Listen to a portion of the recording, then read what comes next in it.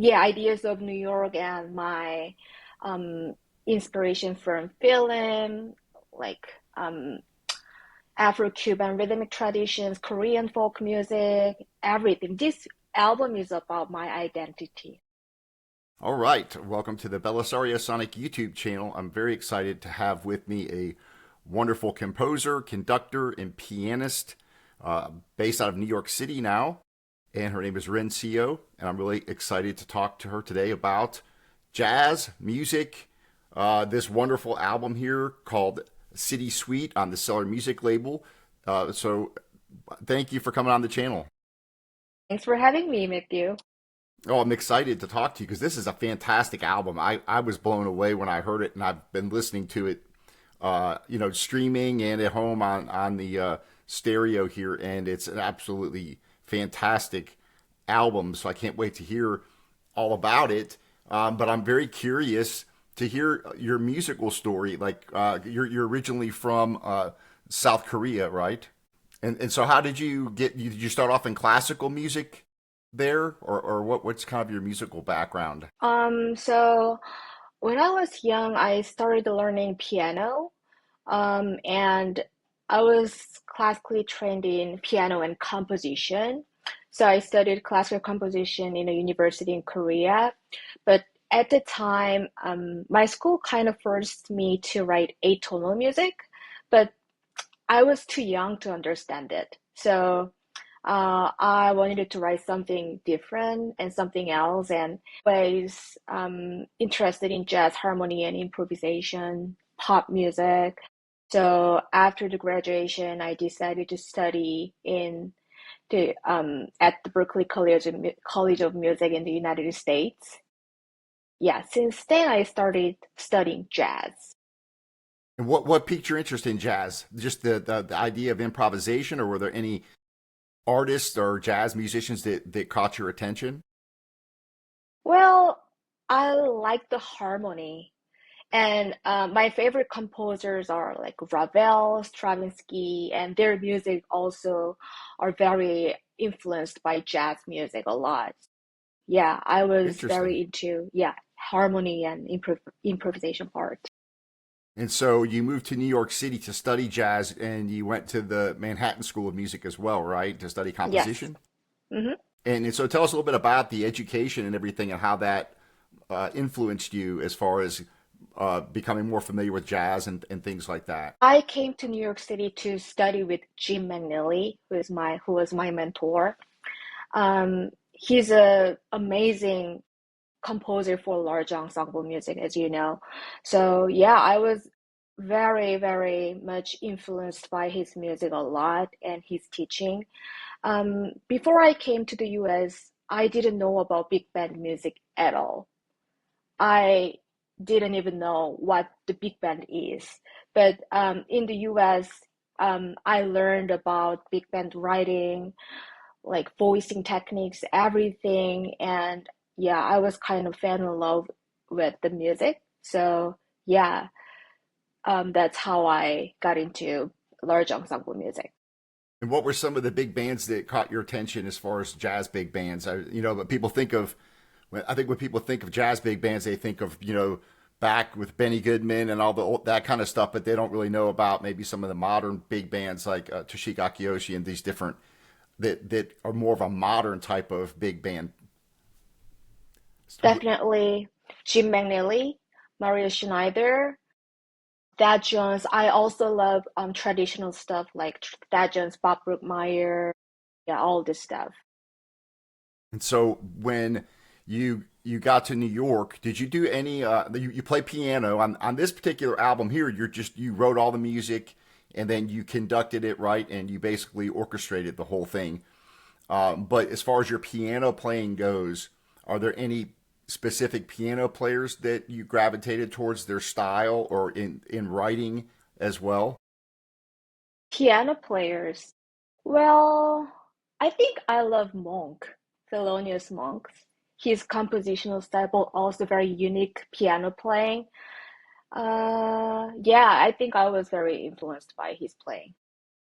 And Monk, of course, did a little bit of big band stuff himself. Yeah. He, yeah.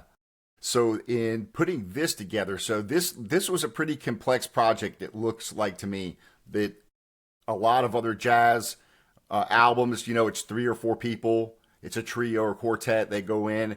Here you've got 14 different people playing, and you had to write music for all these instruments. Can you explain a little bit on, first of all, what led you up to actually write music for this project? How did this project come about? As I mentioned, I have both classical background and jazz background. So I wanted to create my own signature ensemble, but wanted to have both classical sound and jazz sound. So I carefully chose those 14-piece ensemble. And yeah, that's how I created this ensemble. How did you go about writing the tunes, though? It says that the tunes kind of reflect your ideas of New York. Yeah, ideas of New York and my um, inspiration from film, like Afro-Cuban rhythmic traditions, Korean folk music, everything. This album is about my identity, I would say.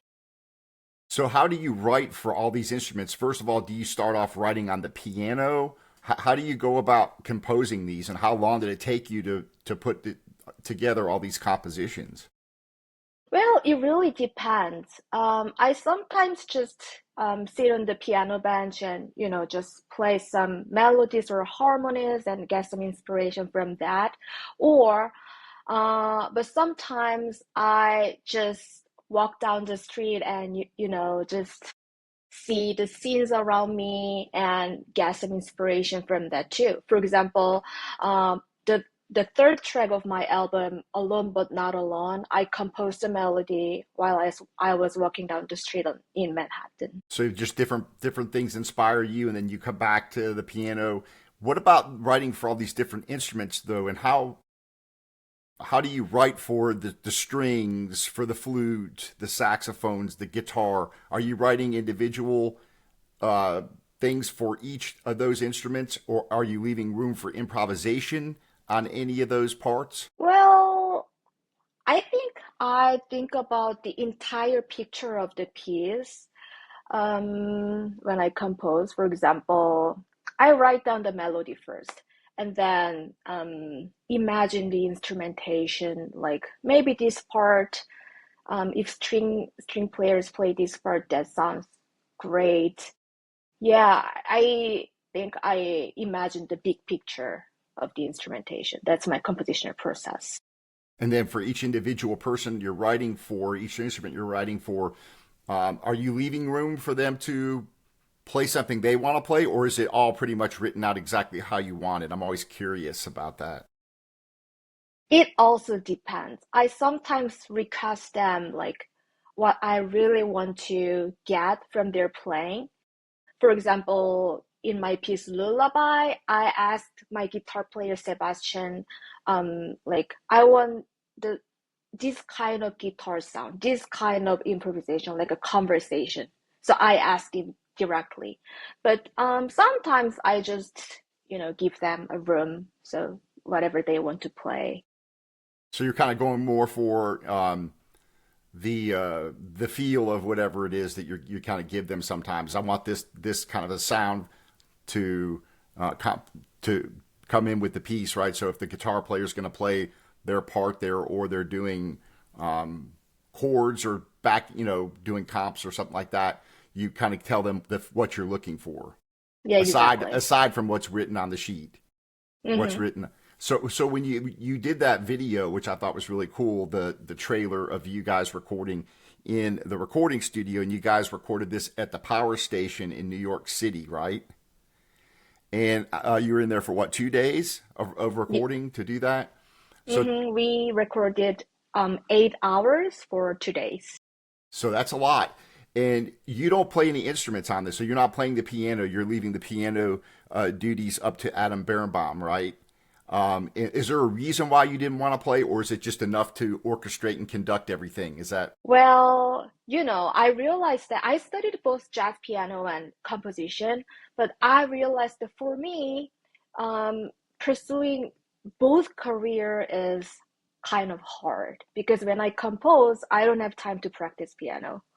So yeah, at some moments, I thought that maybe I should focus more on my composition. So I didn't practice piano that much, except when I compose something. Yeah, so very naturally, I found a piano player who is very, perfect for my band.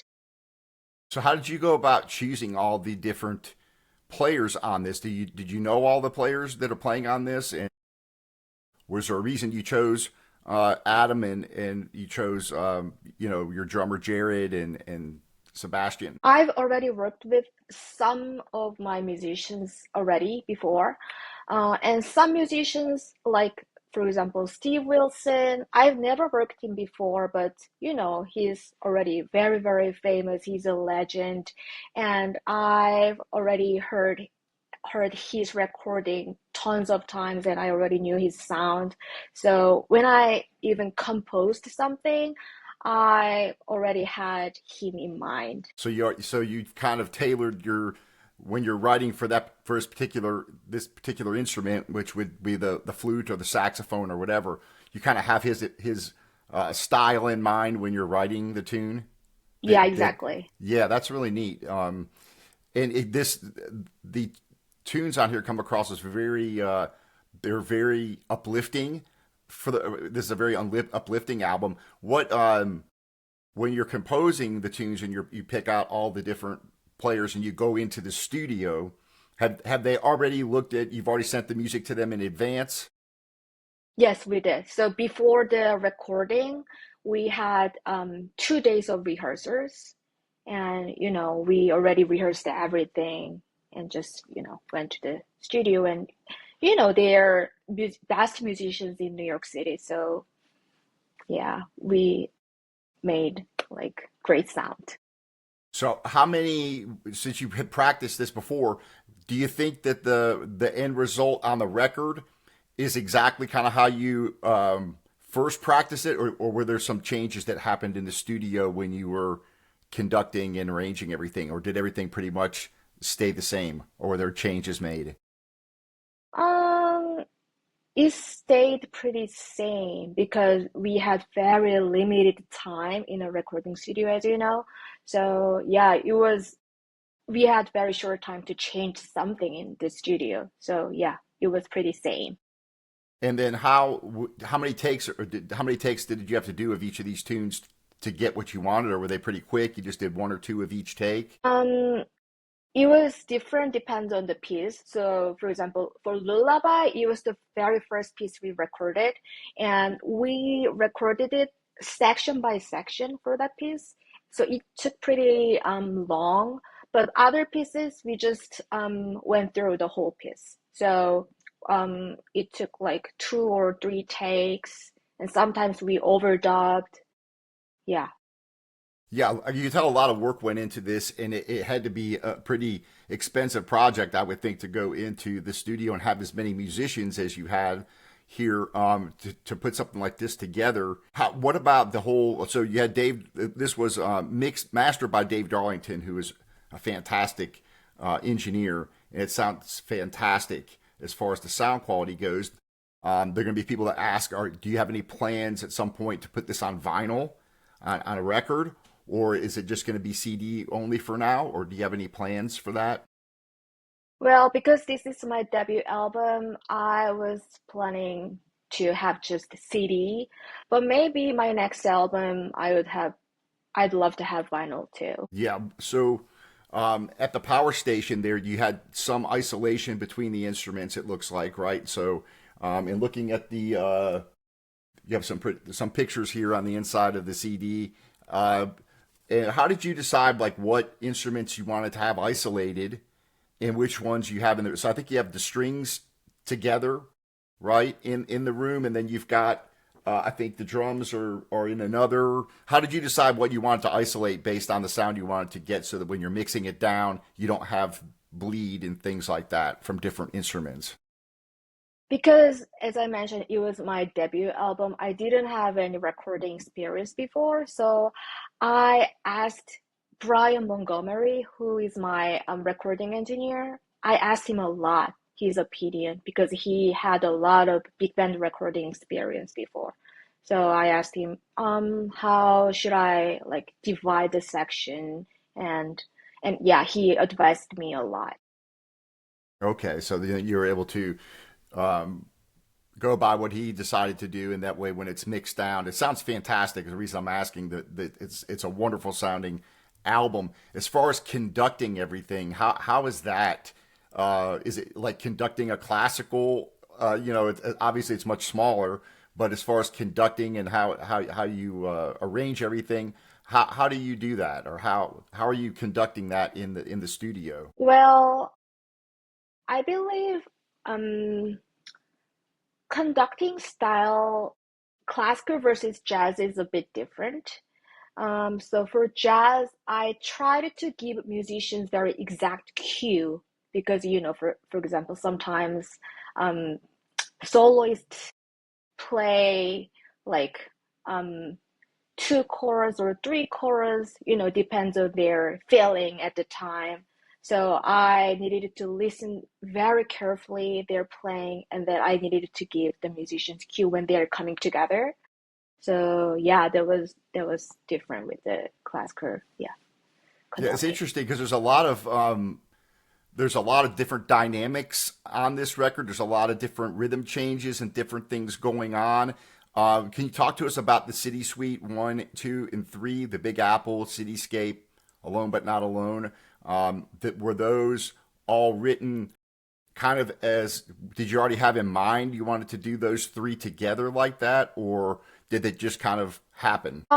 Because I composed that piece as a suite, I know that I conceptualized the piece already before I composed it. For example, I thought, oh, maybe I'm gonna write three movement suite about New York City. So maybe the first one should be very fast, fast swing, and the second one should be a little bit slower, maybe. Yeah, I had those kind of plans before I composed it. Yeah. Yeah, those are really cool. The Big Apple one's very upbeat. The Cityscape kind of gave me almost a '70s vibe there, kind of a little bit of like a, I don't know, very. It was kind of a nostalgic sound to me. The melody and everything, it was very very catchy. The melodies on this record are very memorable, and so I think there's something to be said for that. So you've come up with a lot of great melodies for this album. What about the Desert Flower song? Tell us about that. Desert Flower is actually inspired by a film, same name, Desert Flower. So I had a chance to watch the film a few years ago. It's about the story of Waris Dirie, who is a Somali-born model and an activist against female genital mutilation. And the story was really inspiring.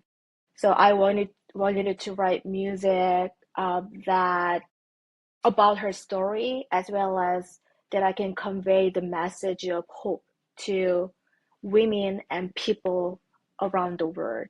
So yeah, that's how it came up. Hmm. Interesting. Yeah, it's a beautiful piece there. Music for Dance, number two. Where's number one? Or is there? Actually, so the music for dance number one is the piece for 17 piece big band. So I think it was 2021. I developed that piece in BMI Jazz Composers Workshop. And yeah, I had a chance to perform it at the recital of the workshop. So yeah, that's number one. Okay, and then number two here is a completely separate, different composition that you wrote for this. And what's kind of the theme behind that? I wanted to write music for dancers because I draw inspiration from modern dance a lot.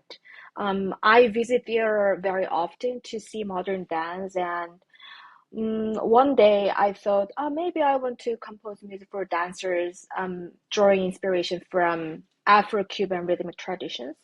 So yeah, that's how it came out. And I really like the Blues a la carte. Tell us about that one. Blues a la carte is the composition of Wayne Shorter.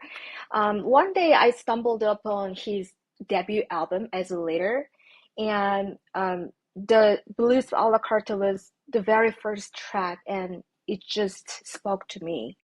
It sounded really great, and I knew that how I want to arrange it when I heard it for the first time. So, yeah, the arranging process was really fun to me, and I just, deconstructed the melody a little bit and reconstructed it with my own style. Yeah, it's absolutely wonderful. Then you have riding a bike, which is interesting. Tell us about that one. I composed this piece when I studied at Manhattan School of Music, and yeah, this composition is one of my favorite compositions, actually. It's very positive, and I felt life is much like riding a bike because we experience falls and back, ups and down, and moving forward. So yeah, it's the metaphor for the life journey. So how do you go about? You did um, a CD release party, right? Back in October, I think you did that. Not yet, we Or didn't have a party yet. oh, okay, you just had We the plan you, to. okay.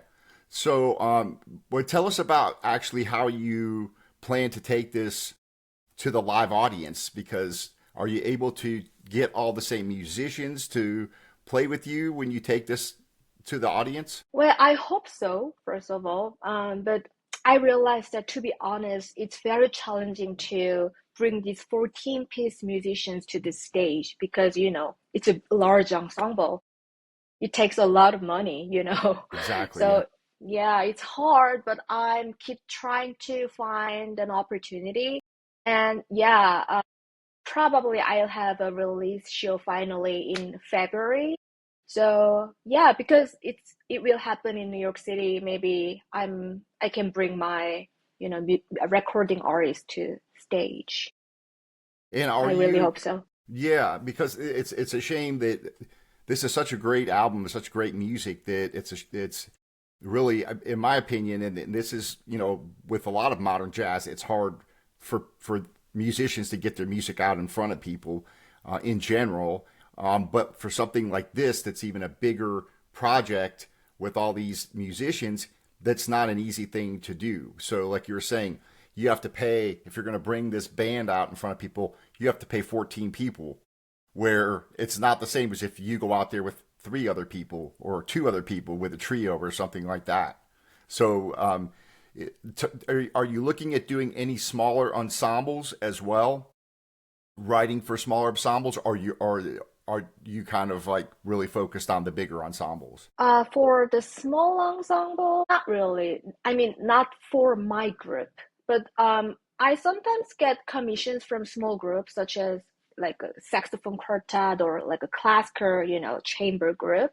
So yeah, I love writing music for those kind of group as well. But for my own group, my passion and vision is still just for large ensemble. I really want to focus on it.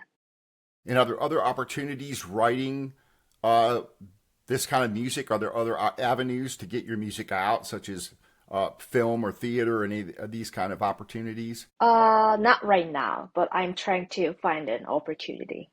Yeah, that's again, yeah, it's very very challenging. What do you see going forward with the future of the big band jazz type of thing, as far as how AI is coming into the picture? We've got people that are putting clips that are made by a computer that are put in films now and things like that. But what do you see as the future, for this? I believe artists like us, like composers like us, should keep doing what we're doing. That's how we can, keep these things because it's very challenging, financially and, like for example, scheduling rehearsal or performance for 14-piece people or 17 or more than that. It's always challenging. Even making money as a large ensemble composer is also even harder. Mm, but I think even though we have a lot of challenges, we have to do it. Yeah, that's my Yeah, opinion. it's I could tell it's a passion for you, right? You really Yeah, enjoy doing it. You have the drive to do this, and I think there's also the human connection because when you listen to something that's artificial or has too much production, in my opinion, um, that's why I kind of like thought this album here is real music played by real people, and I think that there's something to be said for that, and I don't think that's ever going to go away. So yeah, absolutely. yeah, and then as far as the marketability for jazz in general, how what do you think about that? You have these pop stars that are making millions of dollars that in my opinion aren't very talented. But you have composers like yourself and all these musicians that are very gifted musicians, and it's unfortunate that it's so difficult to make a living uh, playing jazz. So your thoughts on that, just as far as like the other challenges or how you see yourself overcoming some of these obstacles. It takes a lot of effort. Yeah, um, I'm also building my career as a composer who just debuted. Um, so I know it's very hard to get spotlight, for example, because there are very, very great jazz musicians around the world.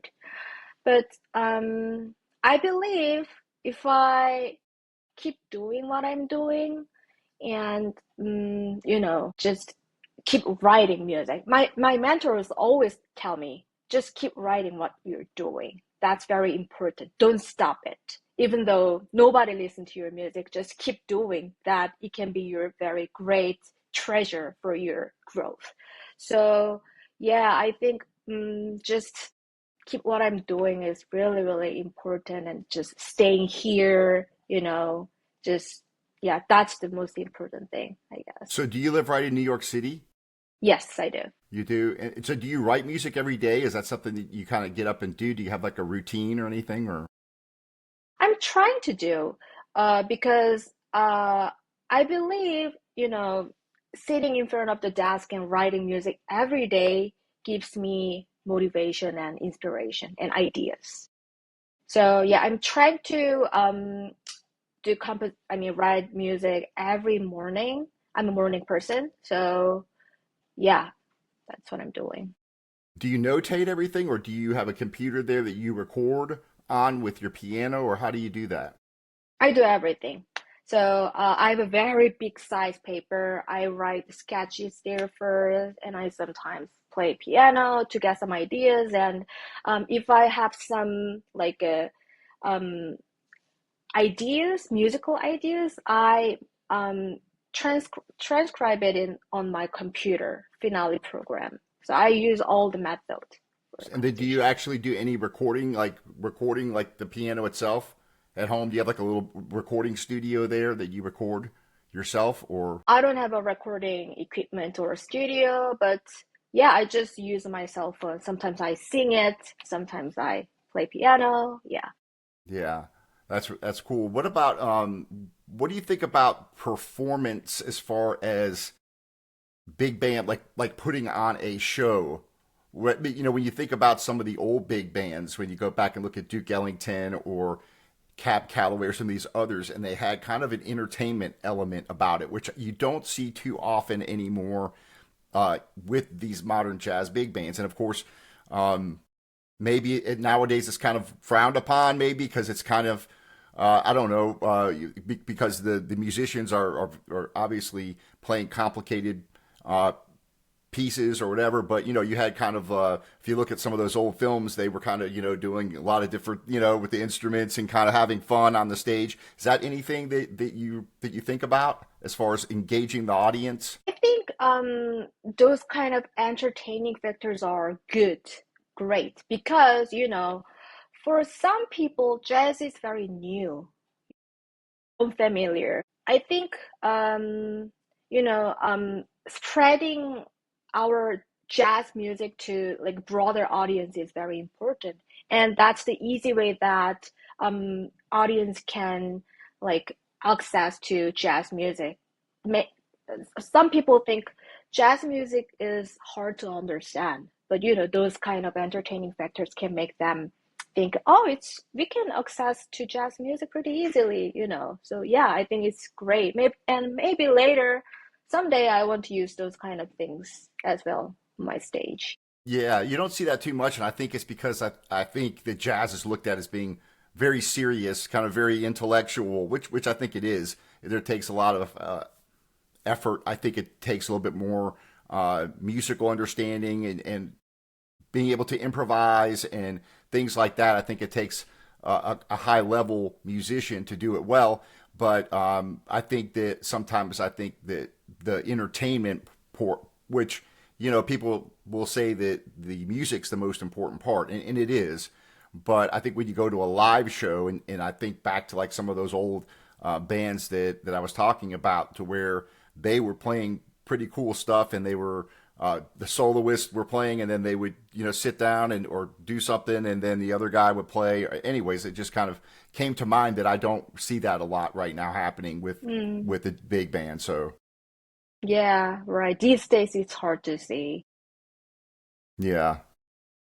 So the what do you have for as far as your projects you're working on that for upcoming releases? For upcoming releases, well, as I mentioned, I'm trying to find opportunities. So probably we'll have a release show in February, and also I'm submitting my recording to like several jazz festivals to get an opportunity. Yeah, so that's what I'm doing nowadays for to promote my album. And how did you get Corey involved to get this CD out on the Cellar music label? I had him on last week or the week before last, and we talked a little bit about it. And he said he was excited when he got this. Um, that you sent this to him, I think, or Yeah, so a good friend of mine, the saxophonist Prum Jean, she released yeah, her, yeah, I guess I had two her on. albums. Yeah, yeah, I already saw it. She released her two albums, I guess, via Cellar. And yeah, I like first of all, I like the cover design of the Yeah, I Cellar do like it music. too.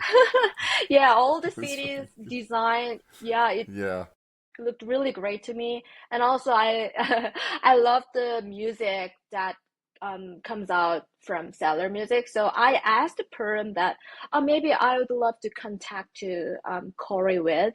So she gave me his contact info, and yeah, I submitted my recording materials, and Corey said, "Oh, I like it. Let's make the album together." So yeah, that's how it came out. yeah, that's awesome. I like the way Corey does a lot of different types of projects. And when I saw this, I was like, "Oh wow, this is really cool," because he does a lot of straight ahead traditional jazz, if you will. But he does a lot of different albums, and it may be with young musicians that are just coming up, or he may get like an Eric Alexander or whoever that's been around for a long time. So I think that's really Yeah, neat. So I'm really happy that you got your record out on the Cellar Music label for sure. thank you. Or do you do any kind of do you go to any of the jazz clubs in New York like to hang out or to do you ever sit in ever on piano or anything like that or what do you think of that like the jam sessions and things like that? I don't go to jam session that much because it happens at late night and because I'm a morning person, it's too late to me. But I love going to jazz shows in New York City, like Village Vanguard, like Jazz Gallery, Dizzy's Club. I love going to there because I get a lot of inspiration, especially when I hear live performance. So actually, not only jazz, but also, contemporary classical music. I go to Carnegie Hall, Lincoln Center a lot as well. New York is always full of inspiration. Yeah, but so in studying before we go, I wanted to ask you about the atonal music thing because a lot of people don't understand what atonal music is, and it can be kind of a turnoff for a lot of people. That so talk a little bit about that. Well, I'm not saying I hate atonal music, first of all, but at that time when I was in Korea, I was too young. But I think, let's say that's new music. So I think new music also has like very wide range of very various range of music. Um, some new music sounds very atonal. It's very hard to understand. Some new music, it sounds really fun. Like sometimes it sounds like jazz. Um, I think a lot of new music has influence from like different genres of various genres of music. Um, I believe to understand atonal music better, studying musical history or education might be helpful as a composer who studied classical music. If I know the background of, for example, let's say Schoenberg, if I know his like a compositional and musical background and the history of music, understanding his music is a bit easier. So yeah, if you're interested in new music, atonal music, probably study music history a little bit, then that would be helpful.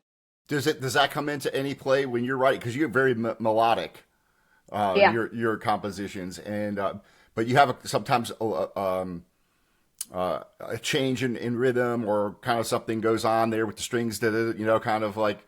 Uh, so do you incorporate any of that into your pieces when you're thinking about Yeah, that?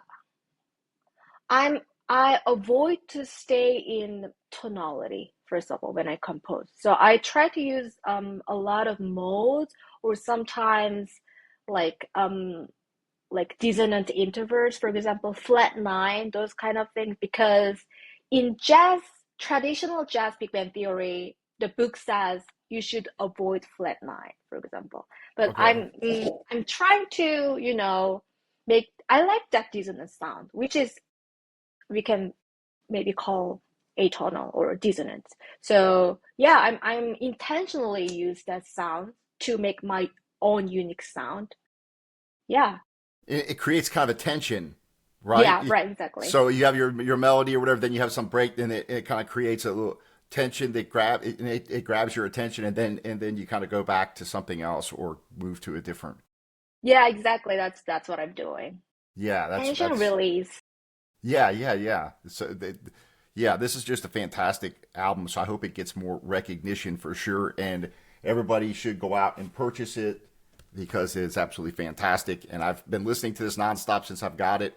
I go on my walks in the afternoons or whatever, and I put it on my earbuds and listen to it, and it's a fun album. But there's also just it never gets old. It's one of these that you can keep listening to it over and over, and there's always something new. They're like, oh, I didn't really catch that, even the second or third time around, right? I appreciate it. So yeah, so there's a lot of things going on this record, but it's just a fantastic listen, and I think it's a great listen all the way through. It really flows well. How did you already have in mind, or did you sit down and have in mind like what order you wanted to put the tracks in? So when I have a performance, I usually start with the piece with very fast pace and high energy, and in the middle, I decrease the energy with the slower piece, and then toward the end, I go back to the piece with high energy. So I think, yeah, I just followed my instinct. Yeah, so you have kind of the first two pieces are up tempo. It slows down a little bit with the third part of the suite. Then you've got the lullaby, which is Desert Flower. It kind of picks up, and you've got then the blues a la carte is in, and then it closes out with the riding a bike. So yeah, wonderful. All right. Well, I appreciate you so much coming on. Anything else you want to talk about, or anything else that's going to be coming up for you with performances, or anything you want to share with us before you go? Well, please stay tuned for my updates. You can visit my website www.rinseomusic.com or my Instagram or social media. And yeah, I really hope you enjoy my music. Um, yeah, when I listen to great music, that makes me smile or sometimes it makes me cry. So I hope my music resonate with you with your own way. Yeah, definitely. It's a wonderful album. So, well, I look forward to it. I will put a link below to your website, and yeah, everybody I think is that listens to this is going to enjoy it. Just have to get it out to more people. So, Thank you. all right, we'll take care, and hopefully we'll talk again. And let me know if you have what other projects you have coming up, and I'd love to have you back on. So, I will. Thank you. Take care, Matthew. Thank you take so much for care. having me again. Yep.